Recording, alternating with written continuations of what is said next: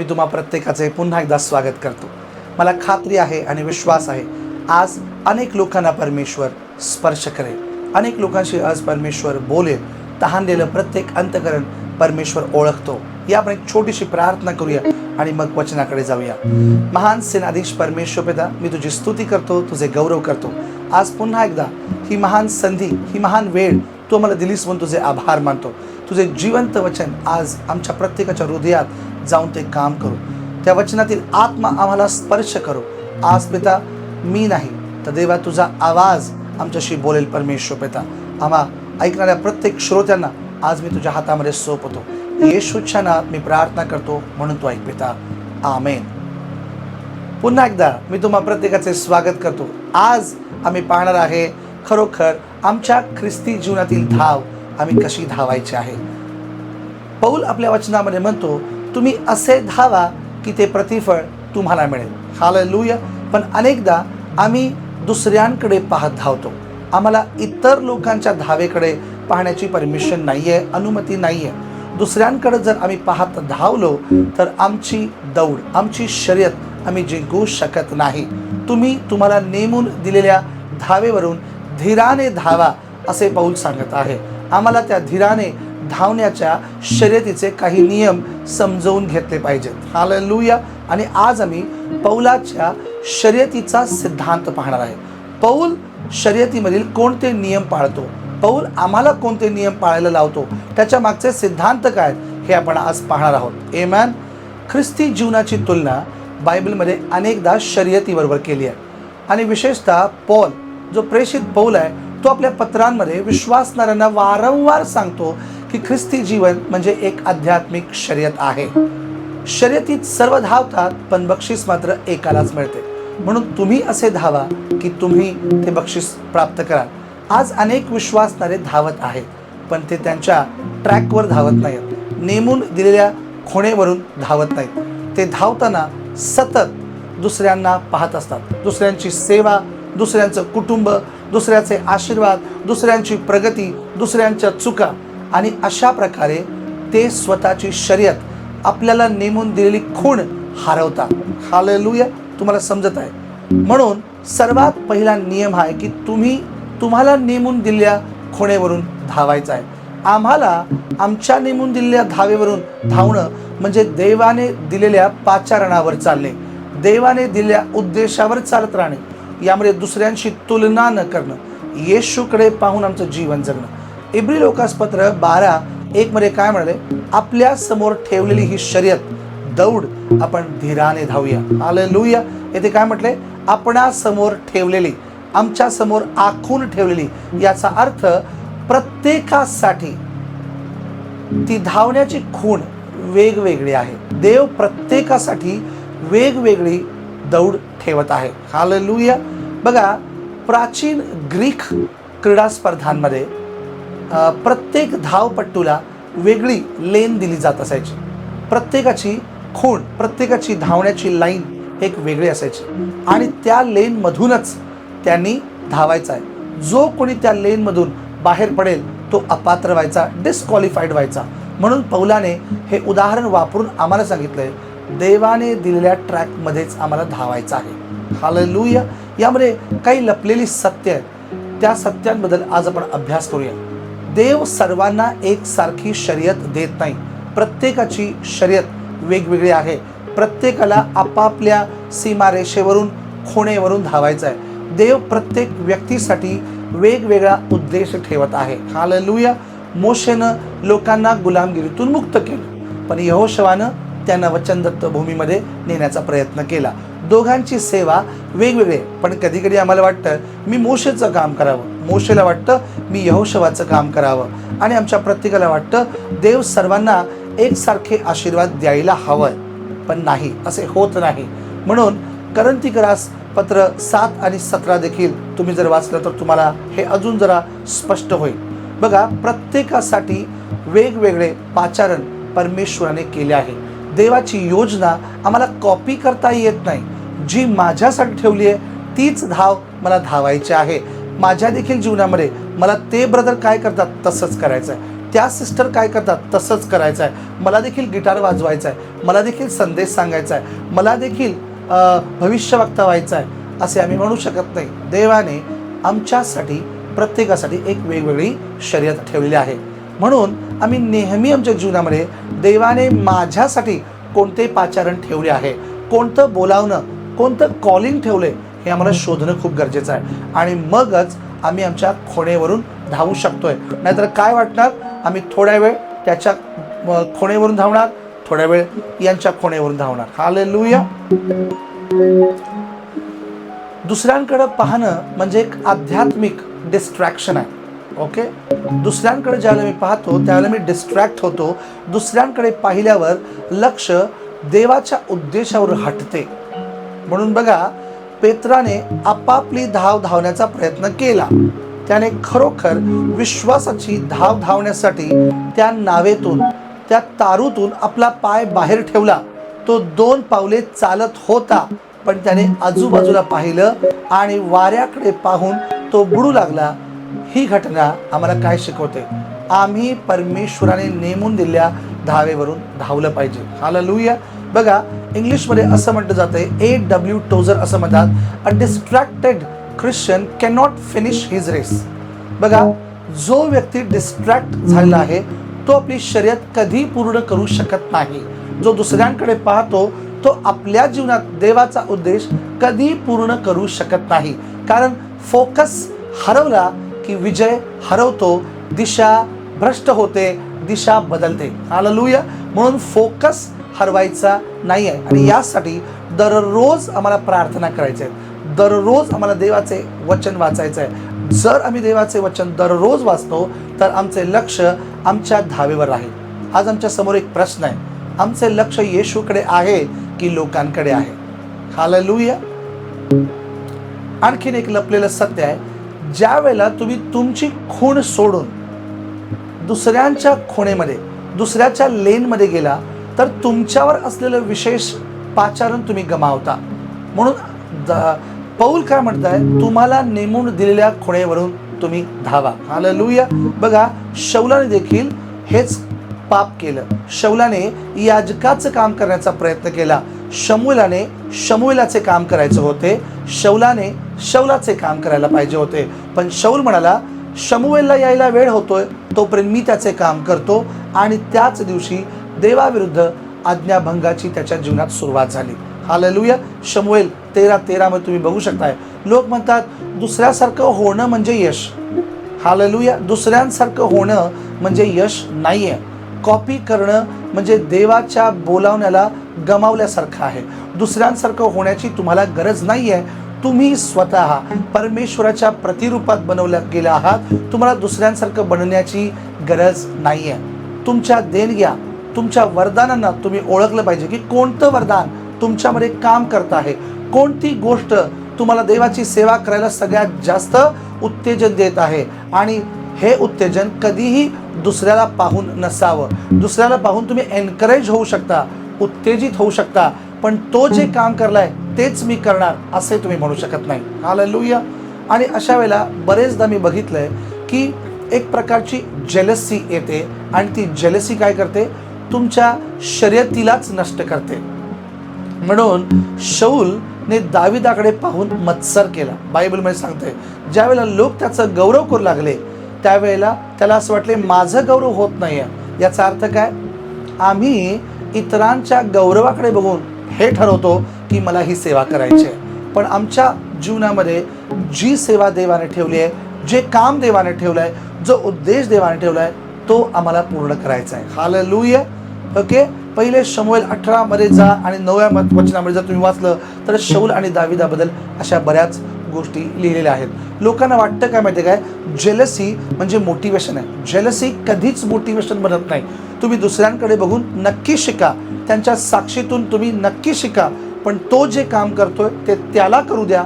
तुम्हाला जे काम करायचं आहे ते तुम्ही करा, कारण मत्सर देवाच्या योजनेला नष्ट करते. हालेलुया. दुसऱ्यांच्या आशीर्वादांसाठी देवाचे आभार माना. जेव्हा देव एखाद्या व्यक्तीला उंच करतो त्यावेळेला तुम्ही त्या व्यक्तीसाठी देवाचे जरूर आभार माना. त्यांची सेवा बघून तुम्ही नक्की प्रभूला धन्यवाद द्या. तुम्हाला माहिती आहे, कधी सुद्धा आम्ही इतरांची सेवा बघून आम्ही आमची सेवा करू शकत नाही. देवाने तुम्हाला एका विशेष गोष्टीसाठी पाचारण केलं आहे आणि तेच तुमचे पाचारण आहे. ते तुम्हाला शोधायचं आहे आणि तुम्हाला जीवनभर तेच करायचं आहे, कारण तुमच्या हृदयात एक महान शांती असेल. हालेलुया.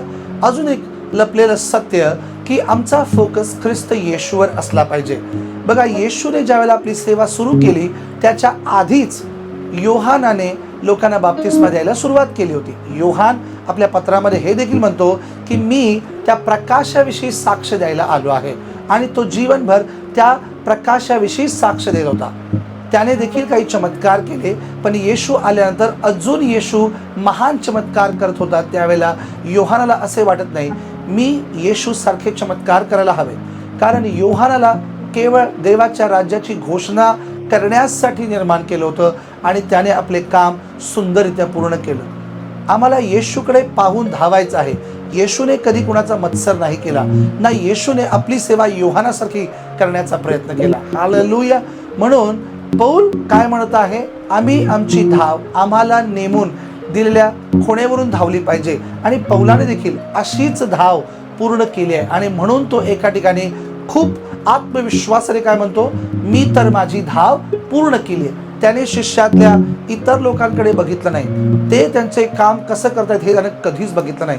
त्याने आपली धाव पूर्ण केली आणि म्हणतोय की हे सर्व करत असताना मी माझा विश्वास राखलाय. हालेलुया. आणि आता जीवनाचा मुकुट माझी वाट पाहत आहे. बघा, जॉन स्कॉट नावाचे एक देवाचे खूप अभिषिक्त दास आहेत. ते काय म्हणतात, finishing well matters more than starting fast.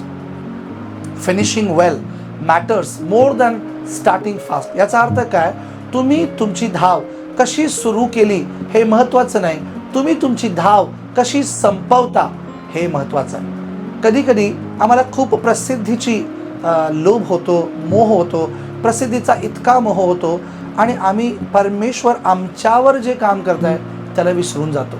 देवाला मला पूर्ण करायचं आहे, देवाला मला फक्त प्रसिद्ध करायचं नाही. ज्यावेळेला तुम्ही पूर्ण व्हाल त्यावेळेला तुमची प्रसिद्धी नक्की होईल, पण प्रसिद्धीच्या आधी देवाला आमच्यामध्ये पूर्णता हवी. हालेलुया. एक महत्त्वाची टीका मला तुम्हाला सांगायचं आहे. काही लोक म्हणतात ख्रिस्ती जीवन स्पर्धा नाही आहे, ओके, पण पौलाने दौडीचं उदाहरण किंवा शर्यतीचं उदाहरण शिस्त आणि लक्ष शिकवण्यासाठी वापरले. कधी कधी तुमच्या समोर एखादा व्यक्ती धावत असतो, त्यावेळेला तुम्ही त्या व्यक्तीला पाहून तुम्ही कुठे आहात हे तुम्हाला बघायला पाहिजे. हालेलुया. आणि जर तुम्हालाही पौलासारखी धाव धावायची आहे किंवा रेनहार्ड बॉन्केसारखी धाव धावायची आहे, किंवा तुमच्या नजरेत कोणीही देवाचा महान सेवक असेल त्याच्यासारखी धाव धावायची आहे, तर तुम्ही त्याच्याकडून उत्तेजन घेऊ शकता आणि तुमच्या जीवनामध्ये कोणत्या प्रकारच्या डिसिप्लिनची कमतरता आहे ते शोधा. शिस्त कोणत्या प्रकारची कमी आहे ते नक्की शोधा. एखाद्या व्यक्तीला अनेक वेगवेगळी वरदान पवित्र आत्मा देतोय आणि आम्हाला वाटतं माझ्यामध्ये ते वरदान हवं आहे, पण मला देवाच्या उपस्थितीमध्ये प्रार्थना करण्याचा खूप कंटाळा येतो, मला उपवास होत नाहीत, मला रात्रीच्या प्रार्थना होत नाहीत. अशा वेळेला मला ती वरदानं कशी मिळतील? पण जेव्हा कधी वरदानाने भरलेला व्यक्ती आमच्या समोर येतोय, आम्हाला त्याला बघून खूप काय होतंय, मत्सर होत आहे. बघा, एलिया हा देवाचा महान अभिषिक्त दास होता, राईट, आणि त्याने परमेश्वराकडून अनेक गोष्टी प्राप्त केल्या होत्या. खरोखर अनेक चमत्कार त्याच्या हातून परमेश्वराचा आत्मा हे करवून घेत होता आणि एलिशा त्याच्या हाताखाली तयार झाला. एलिशाने एलिया बरोबर कधी स्पर्धा नाही केली.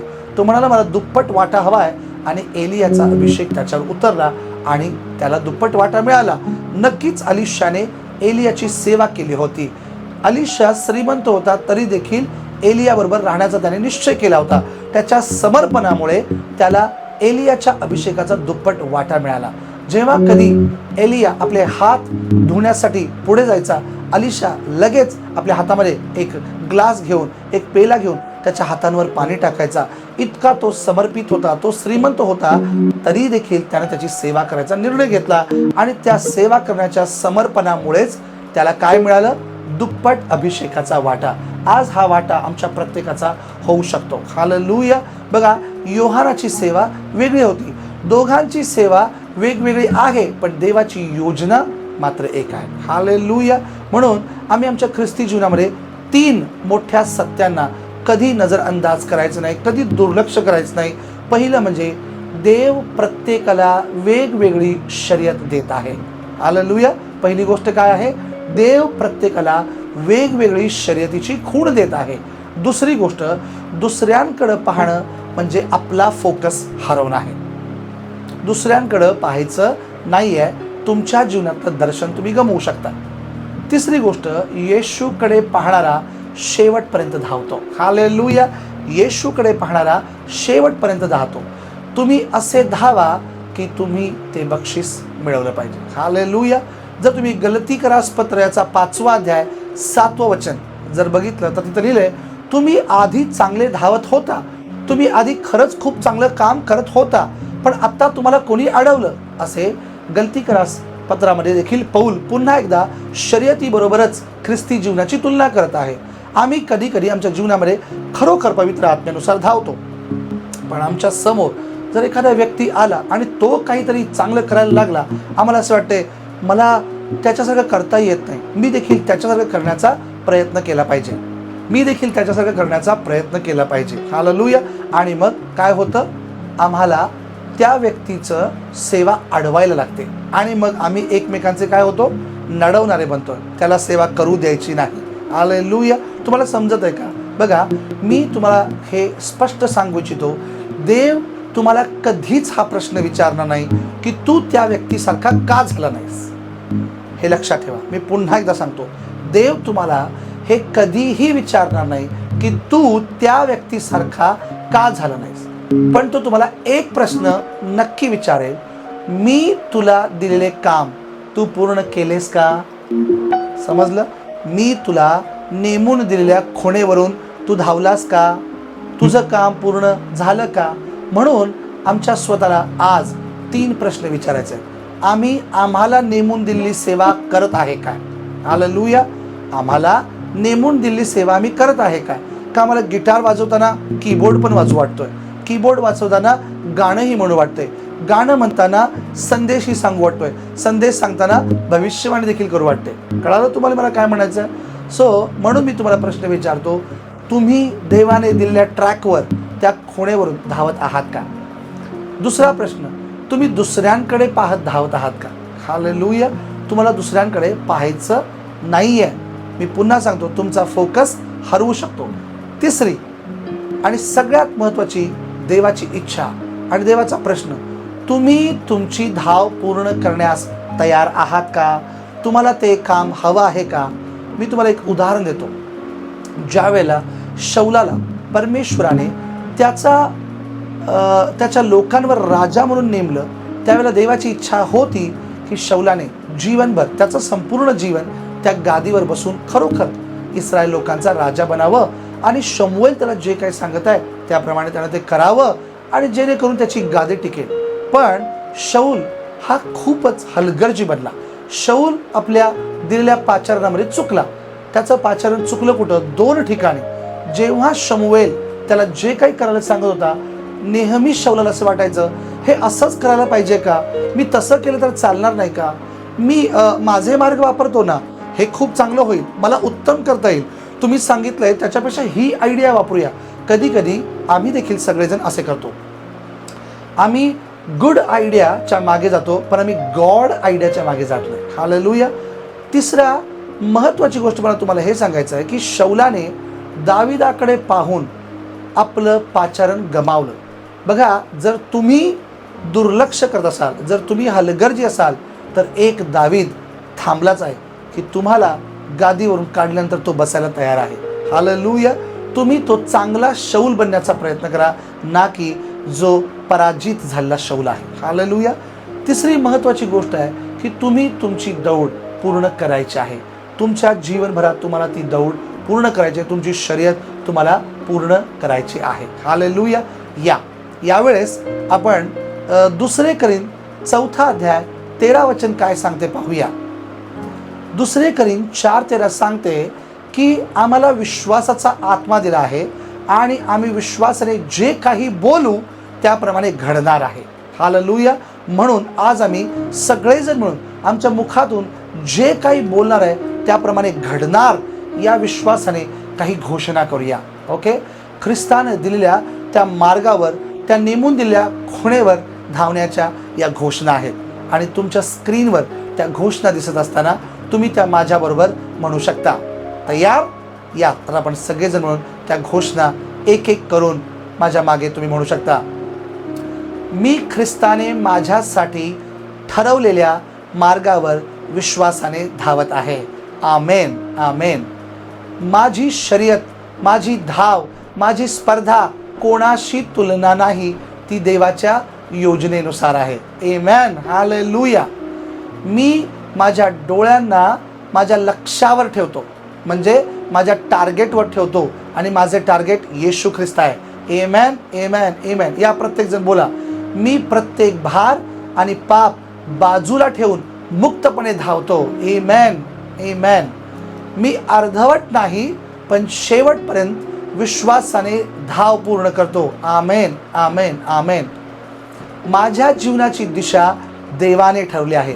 मी त्यात विचलित होणार नाही. हालेलुया, आमेन, आमेन. मी शिस्तबद्ध जीवन जगतो, कारण मी आत्मिक शर्यतीत आहे. हालेलुया, आमेन, आमेन. मी इतरांच्या मार्गाकडे पाहत नाही, मी माझ्या पाचारणावर केंद्रित आहे. हालेलुया, आमेन. ख्रिस्त माझी शक्ती आहे, त्यामुळे मी थांबत नाही, थकत नाही. आमेन, आमेन. प्रत्येक अडचण माझ्या धावेला अधिक मजबूत बनवते. आमेन, प्रेज गॉड, हालेलुया. मी देवाने दिलेल्या सीमांमध्ये, म्हणजे नेमून दिलेल्या धावेमध्ये राहून धावतो. हालेलुया, आमेन. माझे मन, शरीर आणि आत्मा मी शिस्तबद्ध ठेवतो, जसे पौलाने शिकवलेले आहे. आमेन, आमेन, आमेन. माझा मुकुट नाश होणारा नाही, तर तो अनंत काळचा मुकुट आहे. आमेन, आमेन, आमेन. मी मागील गोष्टी विसरून पुढे धाव घेत आहे. आमेन, आमेन, आमेन. मी देवाच्या आवाजाला ऐकतो आणि त्यानुसार माझी दिशा ठेवतो. आमेन, आमेन, आमेन. बोला. मी थांबणार नाही, जोपर्यंत माझी धाव पूर्ण होत नाही. मी थांबणार नाही. हालेलुया. माझ्या शर्यतीत एक उद्देश आहे, देवाला गौरव देण्याचा, आणि देवाला गौरव मिळत आहे. Hallelujah, hallelujah. मी विश्वासाने लढाई लढतो आणि माझी धाव पूर्ण करतो. आमेन, आमेन. मी विचलन, प्रलोभन आणि लोकांच्या मतांवर विजय मिळवतो. आमेन, आमेन, आमेन. आणि शेवटी मी पौलासारखे म्हणेन, मी चांगली लढाई लढलो, धाव पूर्ण केली, विश्वास राखला आहे. हालेलुया. देव तुम्हाला आशीषित करो. आपण प्रार्थना करूया. हे महान परमेश्वर पिता, इथे हा संदेश ऐकून ज्यांनी ज्यांनी निश्चय केला आहे, त्या प्रत्येक व्यक्तीला तू पाहिला आहेस. हे बहिणी, मी तुला सांगू इच्छितो, तू तुझी धाव उत्तमरित्या धावण्याचा प्रयत्न कर. परमेश्वराचा आत्मा सांगत आहे, तू तुझी धाव उत्तमरित्या पूर्ण कर, प्रतिफळ तुझी वाट पाहत आहे. हे बंधू, परमेश्वराचा आत्मा तुला सांगत आहे, इतरांकडे पाहू नकोस. जर पाहशील तर तुझ्या जीवनातला उद्देश तू गमावशील. तो उद्देश तू गमवू नकोस, कारण त्या उद्देशात तुझे आशीर्वाद दडलेले आहेत. जिवंत परमेश्वर पिता, हा संदेश, हा कार्यक्रम पाहत असणाऱ्या प्रत्येक व्यक्तीला मी येशूच्या नावात आशीर्वादित करतो. हे परमेश्वर पिता, त्यांना त्यांची धाव धावण्यास तू मदत कर. हर एक प्रकारचं डिस्ट्रॅक्शन पासून तुला तू दूर कर. येशूच्या महान नावामध्ये त्यांना त्यांची धाव पूर्ण करायला तू सहाय्य कर. मला विश्वास आहे, खात्री आहे, हे वचन या लोकांचे जीवन बदलेल. आजपासून ते एक निश्चयाचे जीवन जगतील. येशू जसे तू जगलास तसे ते जगतील. येशूच्या नावात मी प्रार्थना करतो, म्हणून तो ऐक. आमेन, आमेन, आमेन.